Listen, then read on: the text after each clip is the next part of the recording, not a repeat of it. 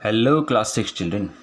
तो बच्चों, इस वीडियो में हम आपकी जो सिविक्स की बुक है जिसका नाम है सोशल एंड पॉलिटिकल लाइफ, उसका चैप्टर 1 जिसका नाम है अंडरस्टैंडिंग डाइवर्सिटी, उसके क्वेश्चन आंसर डिस्कस करेंगे।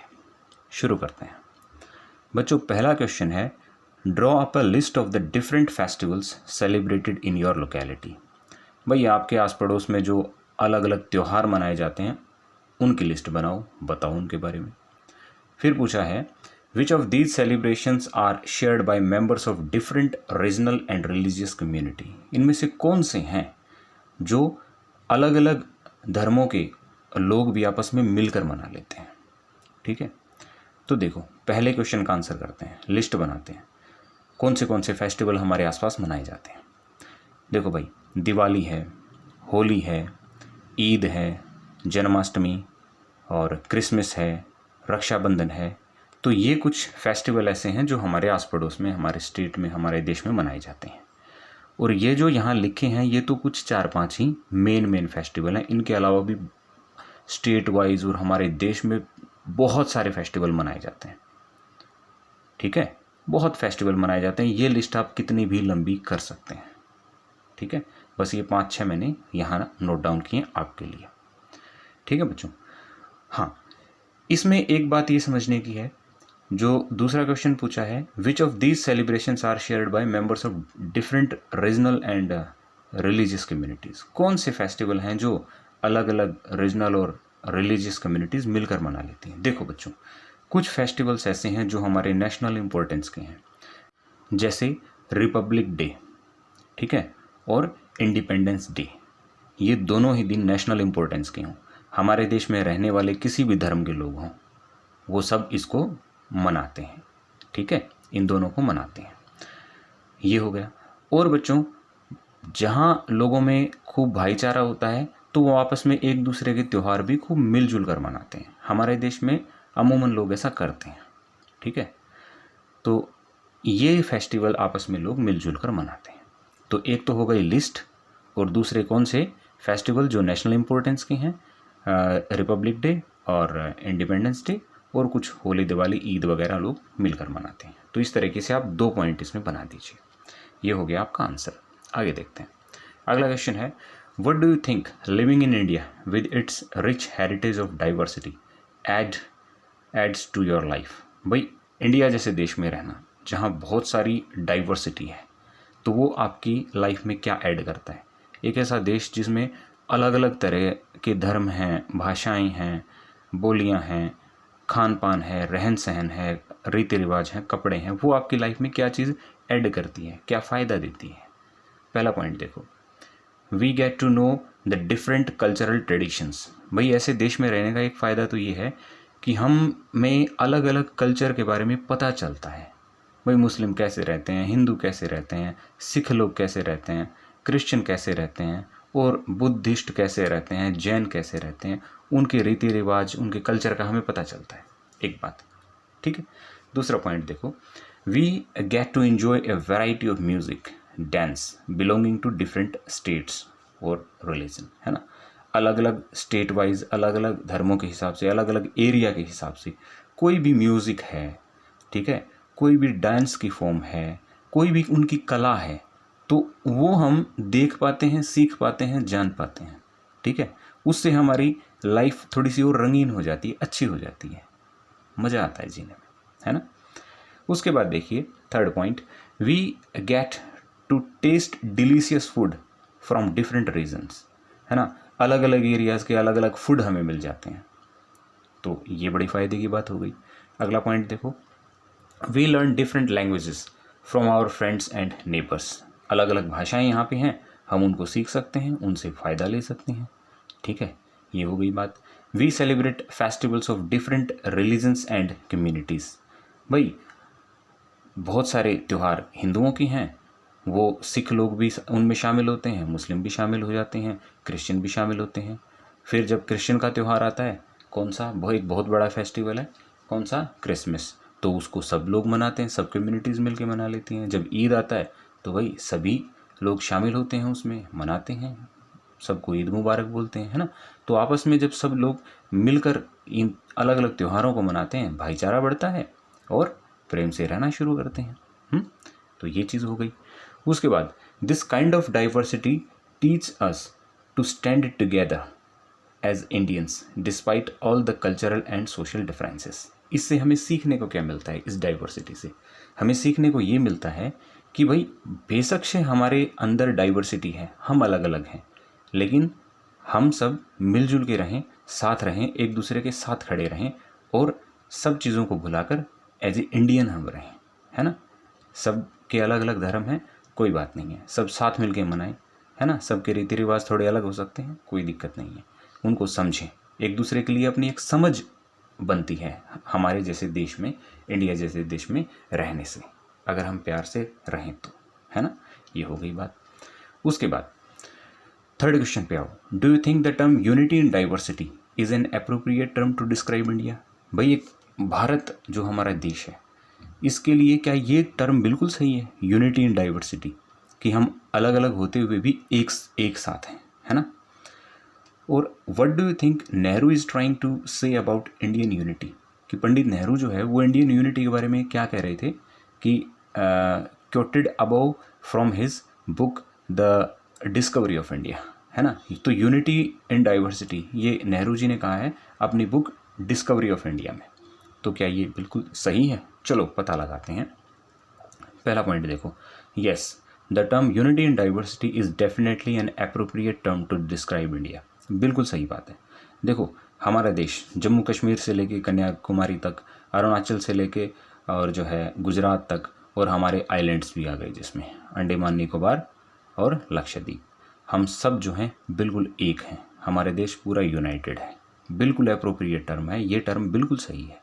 हम यूनिटी के साथ रह रहे हैं, इतनी ज़्यादा डाइवर्सिटी होने के बावजूद भी, ये बिल्कुल सही है।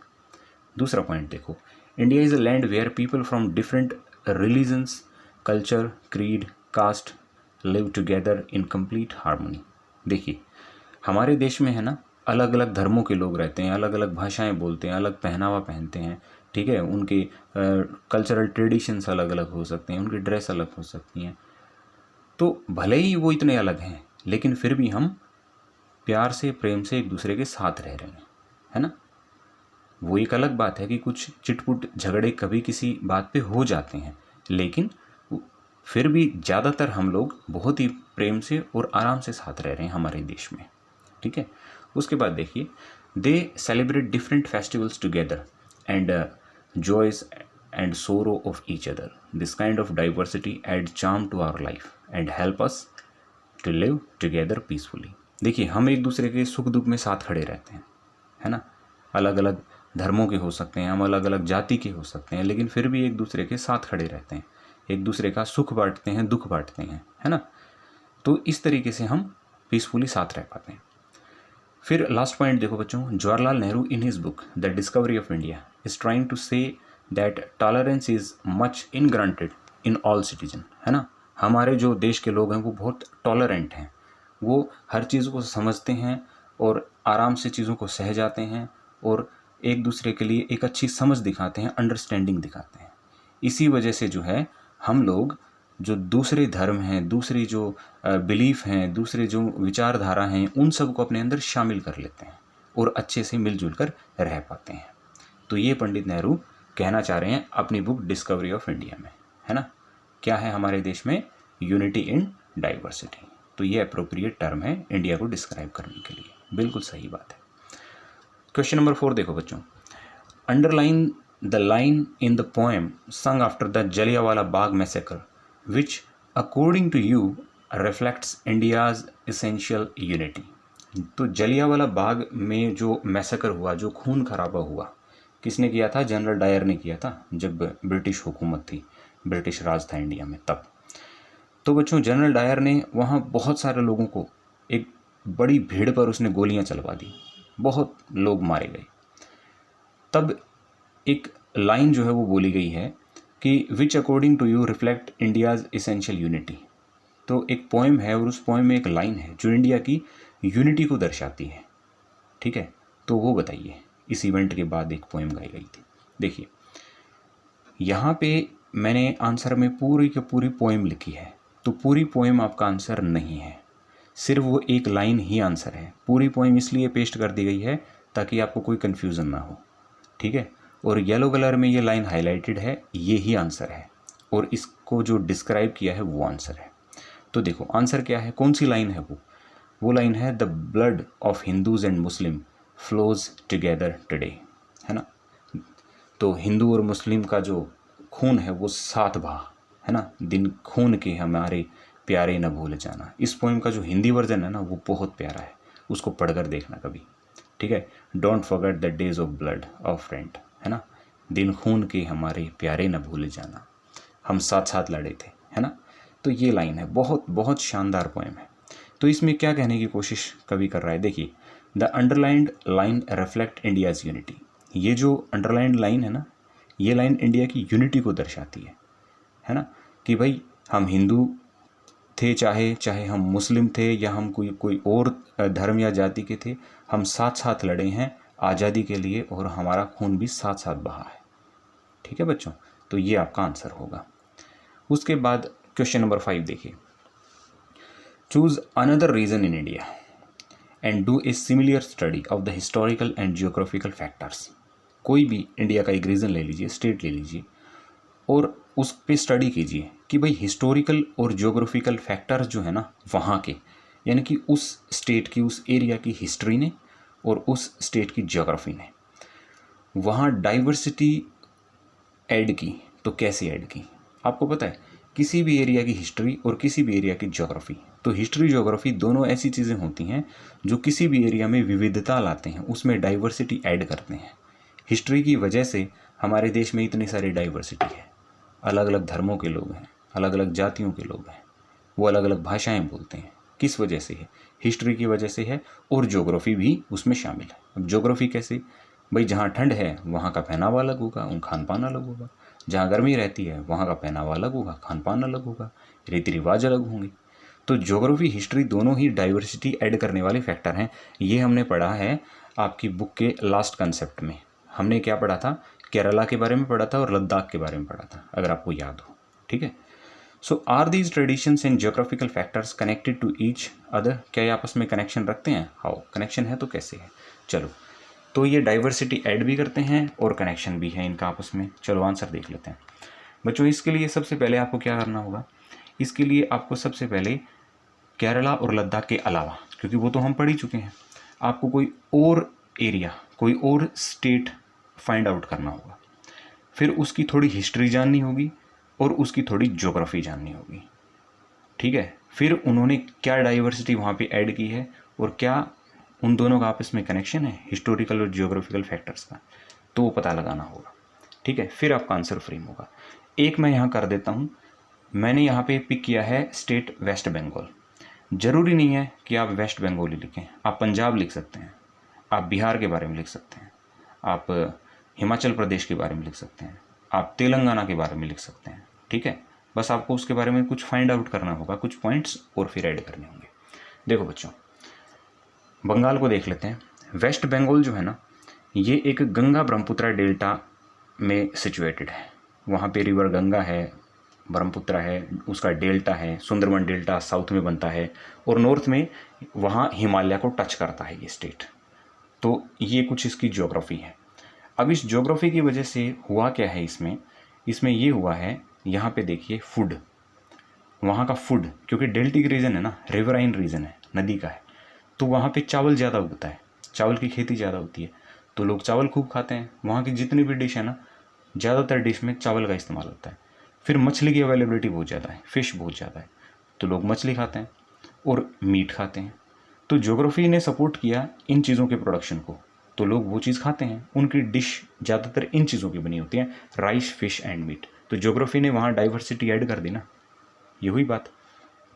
उसके बाद देखिए ड्रेस वाला जो फैक्टर है, यहाँ पे देखिए, जहाँ ठंडे इलाके हैं वहाँ लोग अलग ड्रेस पहनेंगे। बंगाल इतना ठंडा नहीं है, वो एक अलग तरह का क्लाइमेट है वहाँ पे, है ना, रिवराइन है और वहाँ गर्म क्लाइमेट है, तो लोग जो है अलग अलग मौसम आते रहते हैं हमारे देश में, वो बात बिल्कुल सही है। तो देखिए, यहाँ की जो ड्रेस में है ज़्यादातर मैन जो है वो धोती पहनते हैं, ठीक है, कुर्ता पहनते हैं और इसको पंजाबी बोलते हैं। और वेमेन जो हैं वो साड़ी पहनती हैं, ठीक है। तो ये हो गई बात। और रिलीजन वाइज भी जो है ड्रेस अलग अलग हो सकती है। अब धर्म अलग अलग हैं तो उनकी भी ड्रेस अलग अलग हो गई, है ना। तो इसमें एक हिस्टोरिकल फैक्टर है, क्योंकि अलग अलग टाइम पे अलग अलग धर्म डेवलप होते हैं और उनके लोग वहाँ आकर बसना शुरू करते हैं। तो ये एक हिस्टोरिकल फैक्टर और ज्योग्राफिकल फैक्टर भी है, ड्रेस दोनों ही में शामिल होता है। और फूड में भी हिस्ट्री शामिल हो सकती है। फूड भी एक हिस्टोरिकल फैक्टर हो सकता है। कैसे?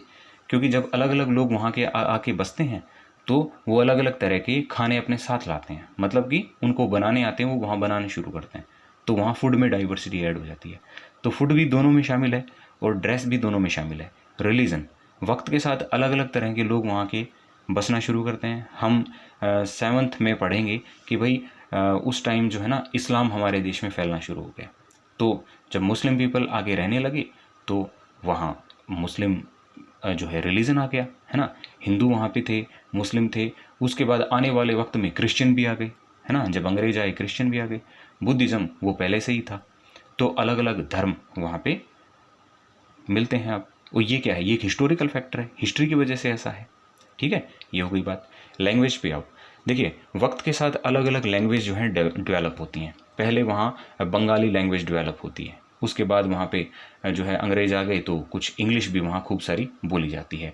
और कुछ आसपास के इलाकों की भी लैंग्वेज बोली जाती हैं, जैसे उर्दू बोली जाती है, नेपाली बोली जाती है, उड़िया बोली जाती है, हिंदी भी बोली जाती है। तो ये सारी लैंग्वेजेस किस में आती हैं? हिस्टोरिकल फैक्टर में आती हैं। हिस्ट्री की वजह से अलग अलग भाषाओं का उस एरिया में समावेश हो गया, ठीक। उसके बाद फेस्टिवल। देखिए वहाँ के फेस्टिवल कौन से हैं? दुर्गा पूजा है, ठीक है, सरस्वती पूजा है, कोलकाता फेस्टिवल है, ईद मनती है और क्रिसमस मनाया जाता है, होली दिवाली हैं, ठीक है। तो ये कैसा है? ये किस वजह से? ये भी एक हिस्टोरिकल फैक्टर है ना। लोग वहाँ आके बसे, उन्होंने त्यौहार मनाने शुरू किए, तो हिस्ट्री की वजह से ये सब चीज़ें इसमें शामिल हो जाती हैं। तो किसी भी एरिया में ये चीज़ें वहाँ की हिस्ट्री और ज्योग्राफी की वजह से शामिल हो जाती हैं और इनका आपस में कनेक्शन होता है। देखो फूड है, हिस्ट्री और ज्योग्राफी दोनों का ही इसमें इम्पैक्ट रहता है। आप किसी गर्म एरिया में रहेंगे तो बिल्कुल जो है ठंडे एरिया की चीज़ें आप नहीं खा सकते, ठीक है। आप किसी इस तरह के बंगाल जैसे एरिया में रहेंगे तो आप पूरा साल वहाँ जैकेट पहन के नहीं रह सकते, है ना। तो और रिलीजन ये एक हिस्टोरिकल फैक्टर है ही। अच्छा, लैंग्वेजेस ये हो गई, हिस्टोरिकल फैक्टर है। फेस्टिवल हिस्टोरिकल फैक्टर है। तो कहीं ना कहीं इनका कुछ फैक्टर का आपस में कनेक्शन होता है, ठीक है। तो इस तरीके से आप अपने पॉइंट फ्रेम कर सकते हैं, ठीक है बच्चों। यहाँ हमने डिस्कस कर लिए हैं इस चैप्टर के सारे क्वेश्चन आंसर्स। अगले वीडियो में मिलते हैं अगले टॉपिक के साथ। Bye bye.